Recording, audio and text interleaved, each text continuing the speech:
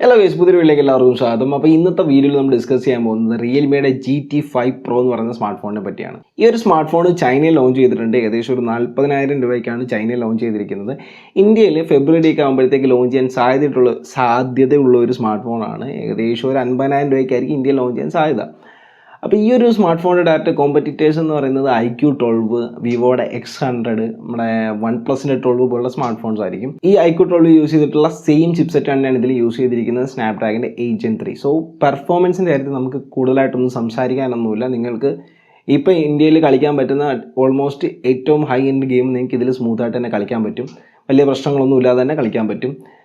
അപ്പോൾ processor vice സെറ്റാണ്. ഇനി നമുക്ക് ഡിസ്പ്ലേയിലേക്ക് വരുന്ന സമയത്ത് 6.78 ഇഞ്ചിൻ്റെ 1.5K AMOLED ഡിസ്പ്ലേ ആണ് നമുക്ക് വരുന്നത്. ഇതിൽ 144 ഹെർട്സിൻ്റെ റിഫ്രഷ് റേറ്റ് ഉണ്ട്. 4500 നിറ്റ്സ് ആണ് പീക്ക് ബ്രൈറ്റ്നസ് എന്ന് പറയുന്നത്. 1260 ഹെർട്സിൻ്റെ ടച്ച് സാമ്പിളിംഗ് റേറ്റ് വരുന്നുണ്ട്.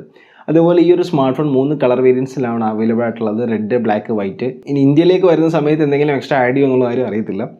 അപ്പോൾ കറൻ്റ്ലി ഈ 3 കളർ വേരിയൻസിലാണ് അവൈലബിൾ ആയിട്ടുള്ളത്. അതേപോലെ തന്നെ ബാക്കിൽ ലെതർ ഫിനിഷാണ്.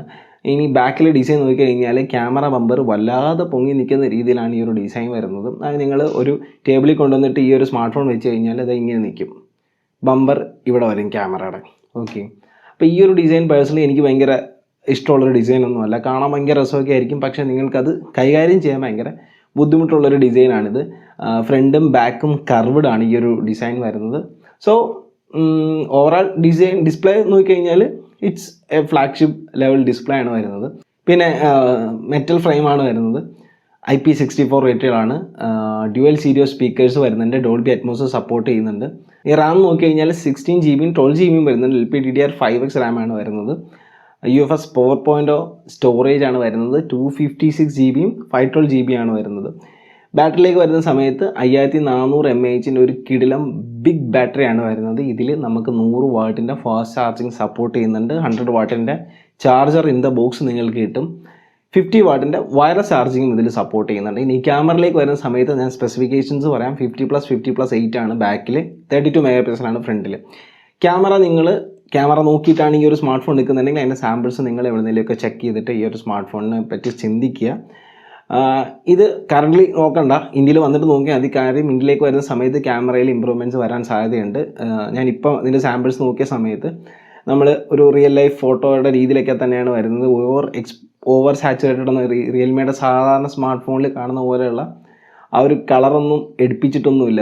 ഒരു കളർ കൂടുന്നൊരു പരിപാടിയുണ്ടല്ലോ ഇവർക്ക്, അതൊന്നും അതിൽ ചെയ്തിട്ടില്ല. പക്ഷേ ചിലപ്പോൾ ഇന്ത്യയിലേക്ക് വരുന്ന സമയത്ത് അത് വരാൻ സാധ്യതയുണ്ട്. അതേപോലെ തന്നെ 50,000 നിങ്ങൾ ഒരു ക്യാമറ ഒരു ഡിവൈസാണ് നോക്കുന്നതെന്നുണ്ടെങ്കിൽ നിങ്ങളിത് നോക്കണ്ട. സാംസങ്ങിൻ്റെ S സീരീസിലുള്ള സ്മാർട്ട് ഫോൺസൊക്കെ അവിടെ കിടന്ന് കറങ്ങുന്നുണ്ട്. അല്ലെങ്കിൽ ഐഫോൺ ആയാലും നിങ്ങൾക്ക് നോക്കാം. ആ ഒരു 50,000 to 60,000 ക്യാമറ നോക്കാനാണെന്നുണ്ടെങ്കിൽ ഇതൊരു പ്യൂർലി പെർഫോമൻസ് ഓറിയൻറ്റഡ് സ്മാർട്ട് ഫോണാണ്. ഇനി ക്യാമറയിൽ എന്തെങ്കിലും പുതുമയുണ്ടോയെന്ന് നമുക്ക് ഇന്ത്യൻ വേരിയൻറ്റ് വന്നിട്ട് നോക്കാവുന്നേ ഉള്ളൂ. OIS ഒക്കെ ഇനേബിൾ ആയിട്ടുള്ള ക്യാമറ ഒക്കെ തന്നെയാണ്.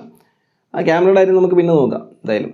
അപ്പോൾ ഓവറോൾ നോക്കി കഴിഞ്ഞ് കഴിഞ്ഞാൽ iQOO അതേപോലെ തന്നെ OnePlus 12 വിവോ X100 ഒക്കെ ഒരു കോമ്പറ്റീഷൻ കൊടുക്കാൻ പറ്റുന്ന ഒരു ഡിവൈസാണ് ഈ റിയൽമി GT5 Pro എന്ന് പറയുന്നത്. ഇനി നമുക്ക് അതിൻ്റെ പ്രൈസിംഗ് ആണ് അറിയേണ്ടത്. 40,000 ആണെന്നുണ്ടെങ്കിൽ 40,000 എന്തായാലും ഇന്ത്യയിൽ വരാൻ സാധ്യത കുറവാണ്. 40,000 ആണെന്നെങ്കിൽ കിടിൽ വരുന്നതിന്. ഈ X100 എന്ന് പറയുന്ന സ്മാർട്ട് ഫോണിൻ്റെ അതേ ബാക്ക് ഡിസൈനൊക്കെ തന്നെയാണ് ഈ ഒരു റിയൽമി GT5 Proയ്ക്കും വരുന്നത്. എന്തായാലും ഇവരെല്ലാവരും മറ്റേ ബ്രദേഴ്സ് ആൻഡ് സിസ്റ്റേഴ്സ് ആണല്ലോ. അപ്പോൾ നമുക്ക് ബാക്കി ലോഞ്ച് ചെയ്തിട്ട് നോക്കാം എങ്ങനെയാണെന്നുള്ളത്. അപ്പോൾ നിങ്ങൾ ഈ ഒരു സ്മാർട്ട് ഫോണിനെ പറ്റിയുള്ള അഭിപ്രായങ്ങൾ തീർച്ചയായിട്ടും നമ്മുടെ കമൻറ്റ് ബോക്സിൽ പറയുക. അപ്പോൾ നമുക്ക് അടുത്ത വീഡിയോയിൽ കാണാം. Bye bye.